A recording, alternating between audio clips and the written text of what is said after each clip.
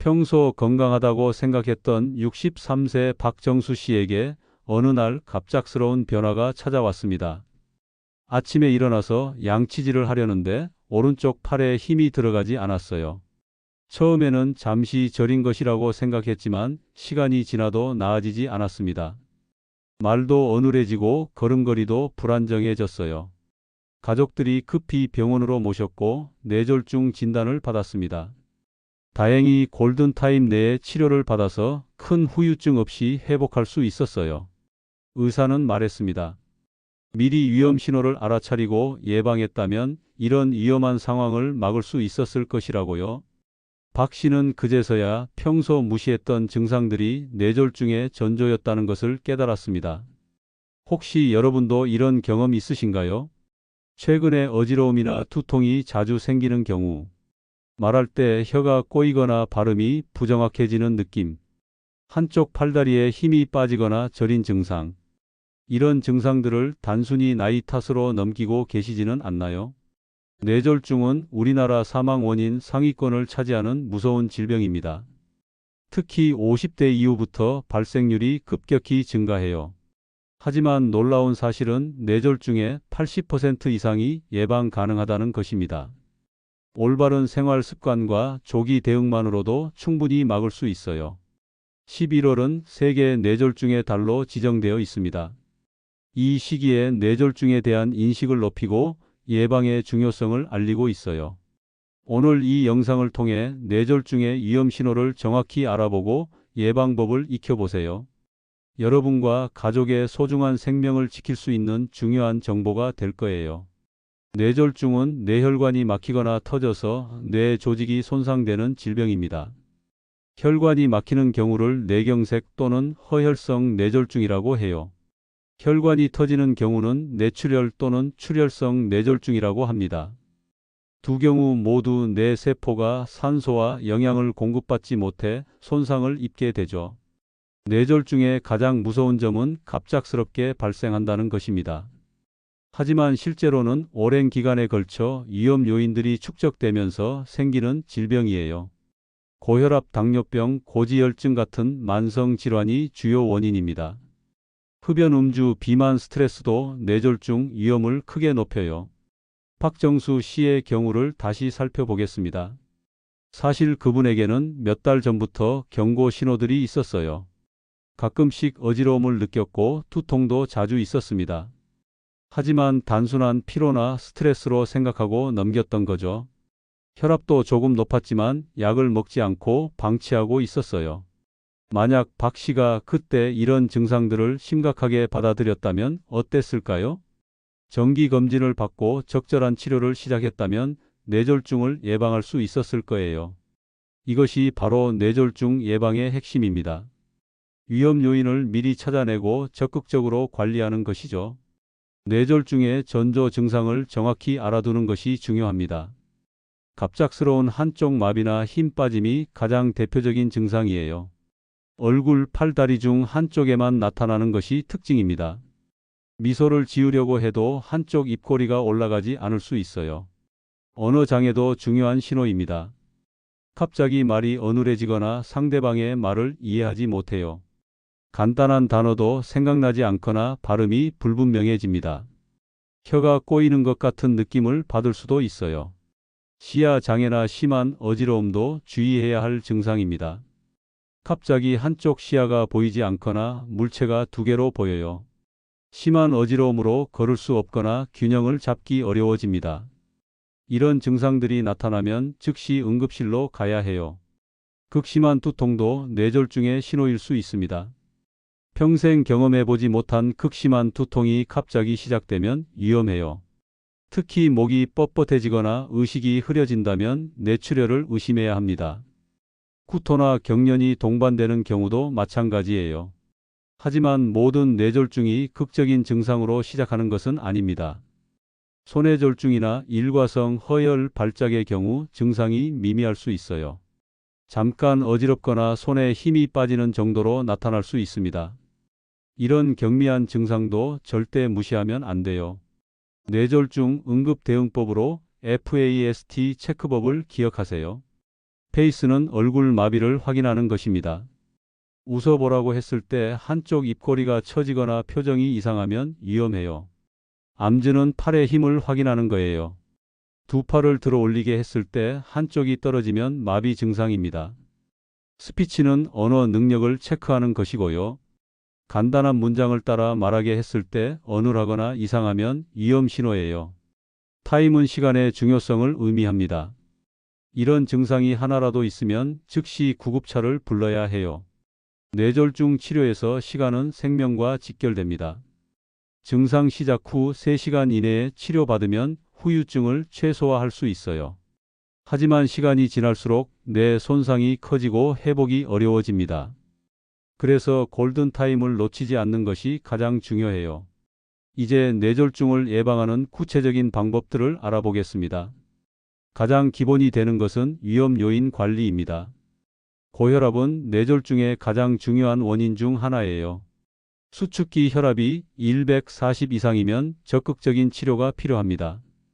혈압 관리를 위해서는 저염식이 필수예요. 하루 소금 섭취량을 6g 이하로 제한해야 합니다. 가공식품이나 인스턴트 음식에는 나트륨이 많이 들어있으니 피하세요.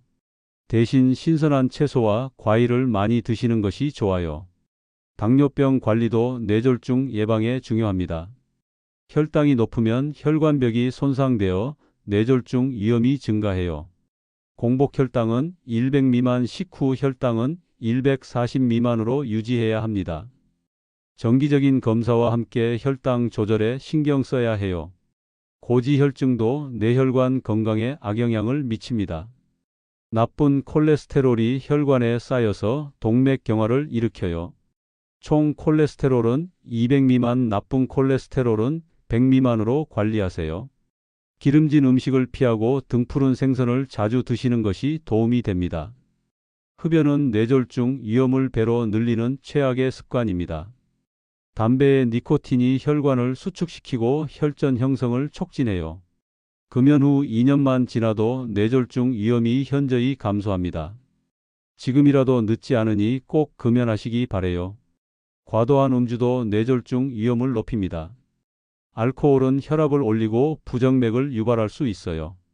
남성은 하루 2잔, 여성은 1잔 이내로 제한하는 것이 좋습니다. 가능하면 금주하는 것이 가장 안전해요. 비만은 고혈압, 당뇨병, 고지혈증을 악화시킵니다. 특히 복부 비만이 있으면 뇌졸중 위험이 크게 증가해요. 체질량 지수를 25 미만으로 유지하는 것을 목표로 하세요. 허리 둘레도 남성은 90cm, 여성은 85cm 이하로 관리해야 합니다. 규칙적인 운동은 뇌졸중 예방의 핵심입니다. 유산소 운동은 혈압을 낮추고 혈액순환을 개선해요. 일주일에 최소 5일 이상 중간 강도의 운동을 하는 것이 좋습니다. 빠른 걷기, 수영, 자전거 타기 같은 운동을 추천해요. 운동할 때는 서서히 강도를 높여야 합니다. 갑작스러운 격렬한 운동은 오히려 위험할 수 있어요.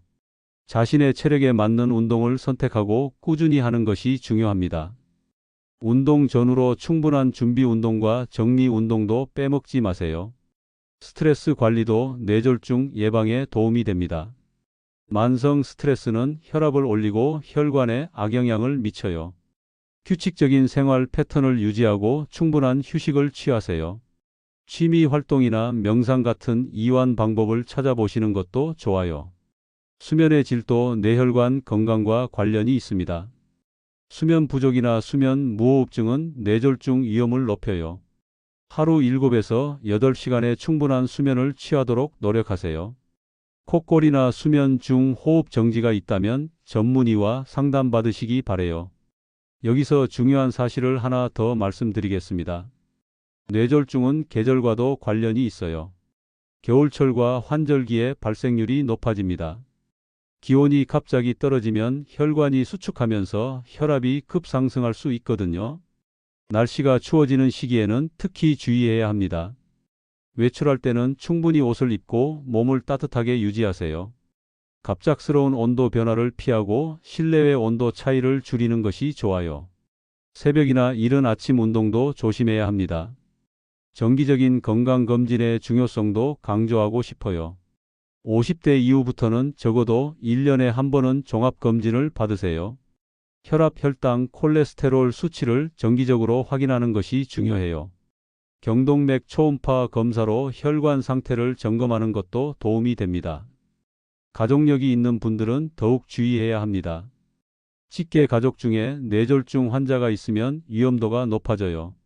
이런 경우에는 더 철저한 관리와 자주 검진이 필요합니다. 유전적 요인은 바꿀 수 없지만 다른 위험 요인은 충분히 조절할 수 있어요.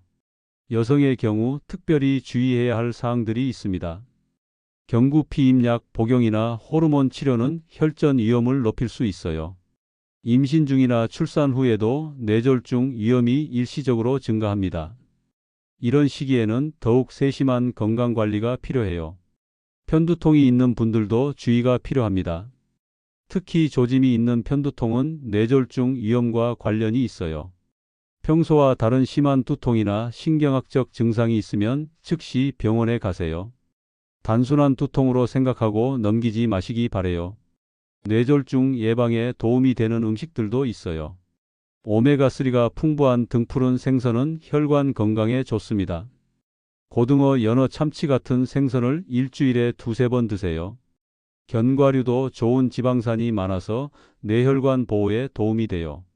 항산화 성분이 풍부한 과일과 채소도 추천합니다. 블루베리, 딸기, 토마토, 브로콜리 같은 음식들이 좋아요. 이런 음식들은 혈관의 염증을 줄이고 혈류를 개선해 줍니다. 다양한 색깔의 채소와 과일을 골고루 섭취하세요. 녹차도 뇌졸중 예방에 도움이 된다고 알려져 있어요. 녹차의 카테킨 성분이 혈관 보호 효과가 있습니다. 하루 서너 잔 정도 마시는 것이 적당해요. 단 카페인에 민감한 분들은 양을 조절하시기 바래요.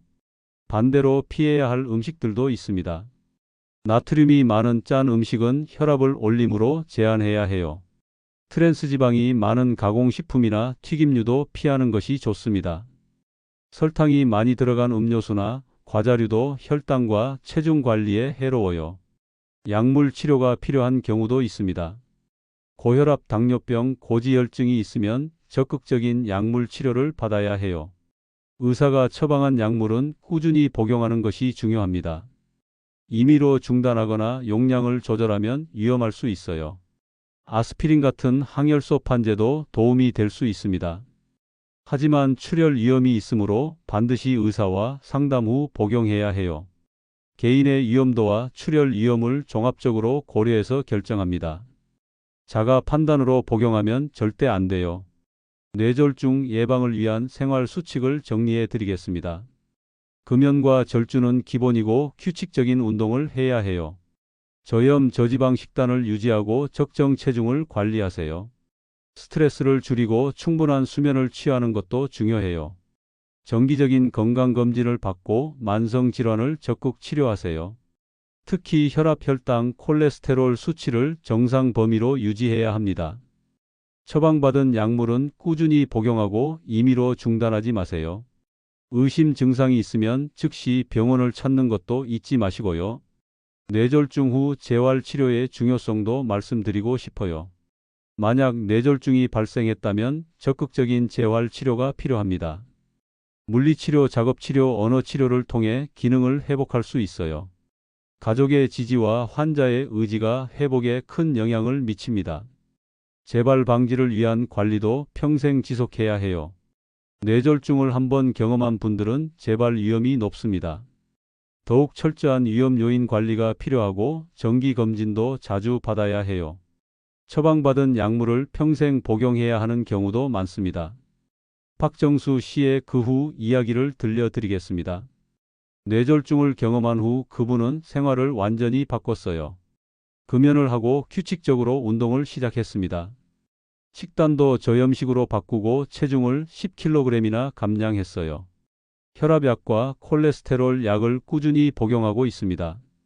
정기 검진도 빠지지 않고 받고 계시고요. 지금은 건강한 모습으로 일상생활을 하고 계세요. 물론 재발 방지를 위한 관리는 평생 지속해야 하지만요.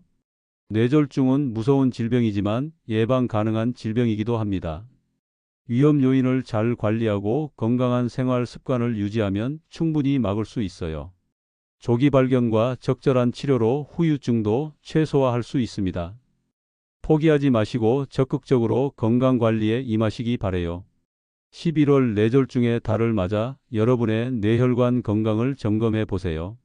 혈압, 혈당, 콜레스테롤 수치를 확인하고 필요하면 치료받으세요.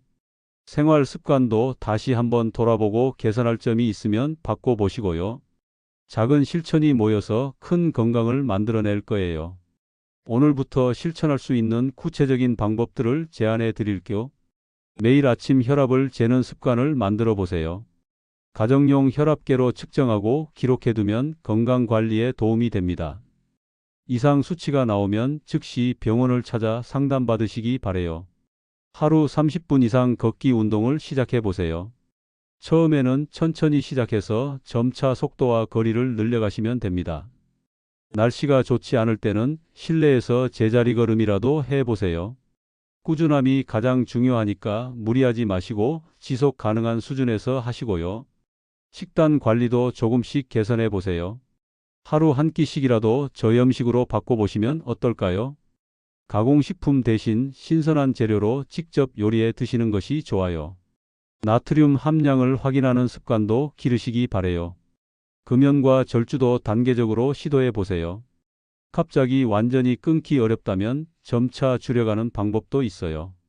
금연 클리닉이나 전문가의 도움을 받는 것도 좋습니다. 가족과 주변 사람들의 도움과 격려가 큰 힘이 될 거예요. 스트레스 관리를 위한 나만의 방법을 찾아보세요.